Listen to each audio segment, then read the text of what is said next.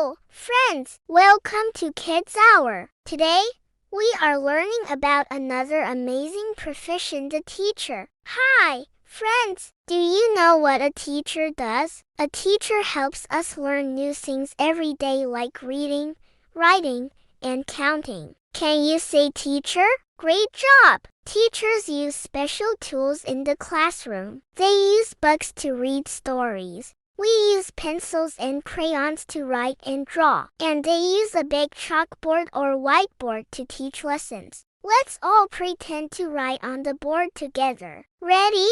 Scribble, scribble, scribble. Teachers love helping kids learn. Let's count together. 1, 2, 3, 4, 5.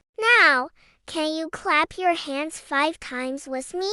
Clap, clap, clap, clap, clap. Well done. Teachers also help us share, take turns, and be kind to our friends. When someone says, "May I borrow a crayon?" we say, "Sure.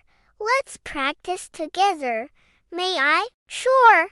Great job being kind. Today on Kids Hour, we learned about teachers. Teachers help us learn, grow, and be kind every day. Thanks for joining me today. See you next time on Kids Hour when we learn about another amazing profession. Bye-bye, friends.